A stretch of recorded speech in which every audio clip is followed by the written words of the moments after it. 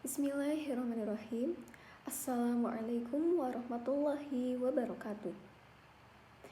Alhamdulillahirabbil alamin. Wassalatu wassalamu ala asyrafil anbiya'i wal mursalin. Nabiyina wa habibina Muhammadin wa ala alihi wa sahbihi ajma'in. Wa man tabi'ahum bi ihsanin ila yaumiddin. Amma ba'du. Asyhadu an la ilaha illallah wa asyhadu anna Muhammadan abduhu wa rasuluh. Ya ayyuhalladzina amanu taqullaha haqqa yuqatih wa la tamutunna illa wa antum muslimun. Pertama-tama, marilah kita panjatkan puji-puji syukur kehadirat Allah Subhanahu wa taala yang telah melimpahkan banyak sekali kenikmatan kepada kita, utamanya nikmat iman, nikmat Islam, nikmat kesehatan, serta nikmat kesempatan.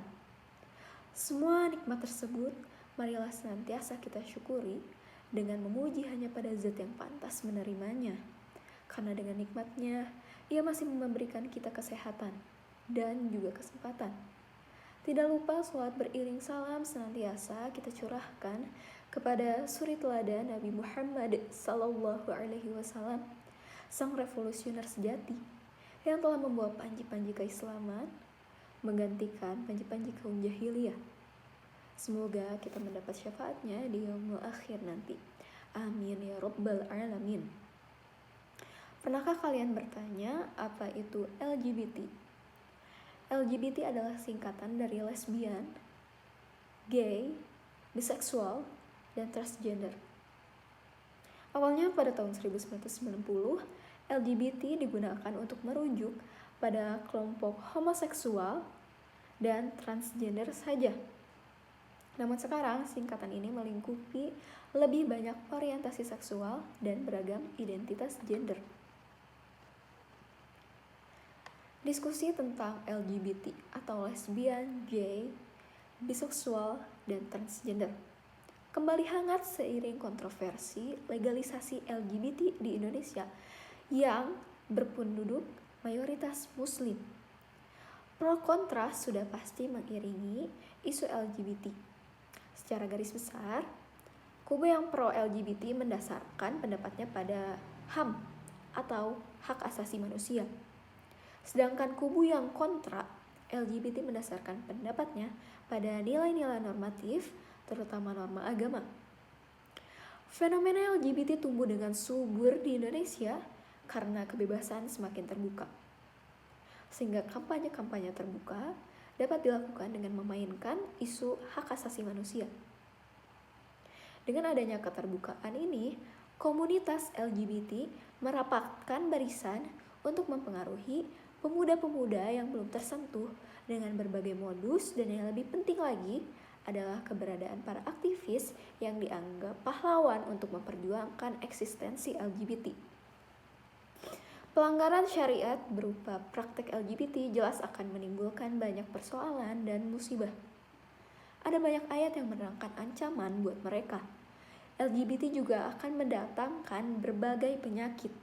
Menurut para ahli kesehatan, ada banyak potensi ancaman gangguan kesehatan yang akan mengenai para pelaku hubungan sesama jenis. Contohnya yaitu HIV. Nah, menurut data di Indonesia dan dunia menunjukkan bahwa lebih dari setengah penderita HIV berasal dari kelompok penyuka sesama jenis. Angka ini terus-menerus mengalami peningkatan dari tahun ke tahun dan menjadi bom waktu bagi kesehatan penduduk di Indonesia. Lalu juga ada gangguan psikis atau depresi. Perilaku hubungan sesama jenis adalah perilaku yang menyimpang dari fitrah manusia, melanggar norma sosial, dan juga norma agama. Hal ini tentu tidak bisa diterima oleh masyarakat yang religius seperti di Indonesia. Penolakan yang keras dari masyarakat jelas akan memberikan tekanan psikis terhadap mereka. Dalam jangka panjang ini akan menimbulkan depresi. Bagi sebagiannya, depresi ini akan mengantarkan kepada bunuh diri. Majelis Ulama Indonesia telah menegaskan bahwa orientasi seksual terhadap sesama jenis adalah kelainan yang harus disembuhkan serta penyimpangan yang harus diluruskan.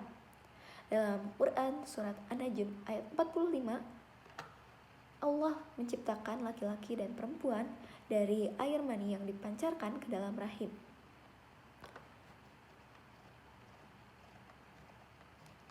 Seperti ini bunyinya. Wa annahu khalaqaz zawjaini dzakara wal untha min nutfatin idza tumna. Pada ayat 46 menjelaskan penciptaan manusia yang datangnya dari pasangan laki-laki dan perempuan sebagai tercantum dalam beberapa ayat sebelumnya. Secara tegas Rasulullah Shallallahu Alaihi Wasallam pun menyampaikan hukuman bagi para pelaku LGBT. Ada 2 hukuman yang beliau sampaikan dalam hadisnya. Dalam hukuman yang pertama, orang yang melakukan perbuatan ini akan mendapatkan laknat.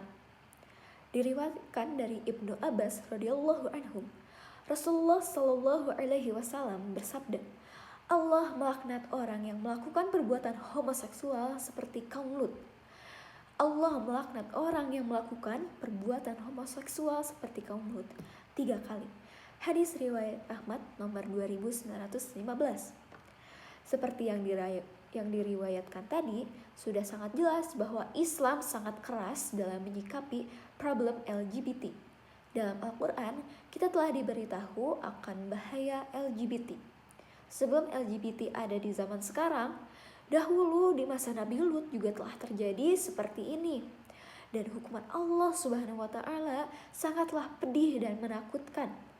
Allah Subhanahu wa Ta'ala melaknat bagi orang-orang yang melakukan perbuatan seperti kaum Nabi Lut.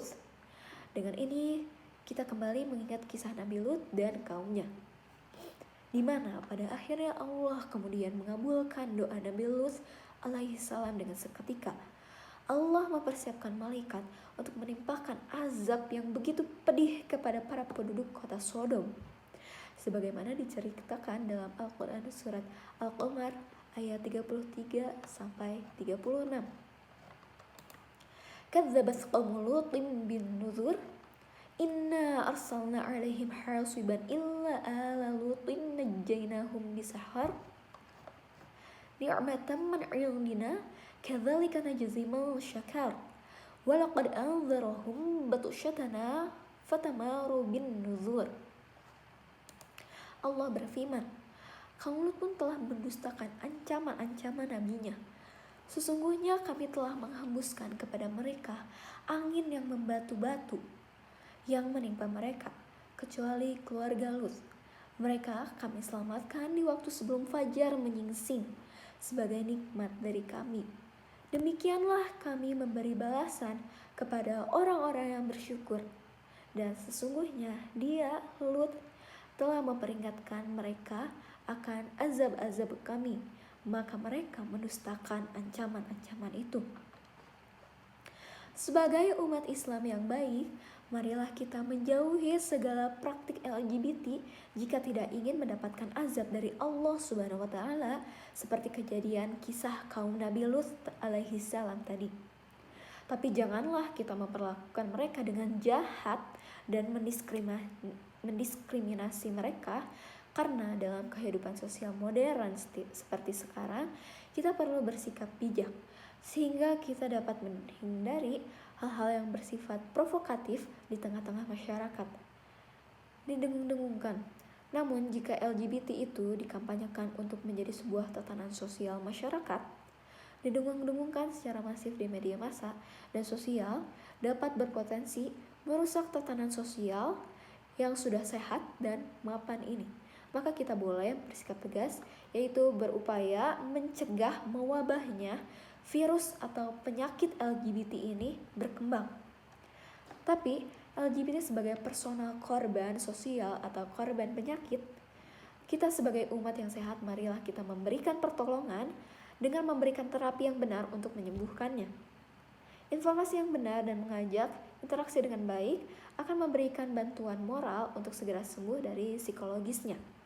Kita boleh membenci perbuatannya yang salah, tapi bukan pelaku yang sedang sakit itu. Maka pelaku korban harus kita tolong dan memberikan pencerahan dan tempat yang dihormati di tengah masyarakat ini. Demikian khutbah dari saya ini. Semoga dengan khutbah ini mampu memberi pencerahan kepada kita mengenai bagaimana kita harus menyikapi permasalahan yang sedang dialami saat ini. Mudah-mudahan khutbah ini juga bermanfaat. Semoga kita tetap di dalam golongan hamba-hamba Allah Subhanahu wa Ta'ala yang soleh dan soleha. Mohon maaf apabila ada kesalahan. Rabbana atina fid dunya hasanah wa fil akhirati hasanah qina adzabannar. Wabillahi taufiq wal hidayah.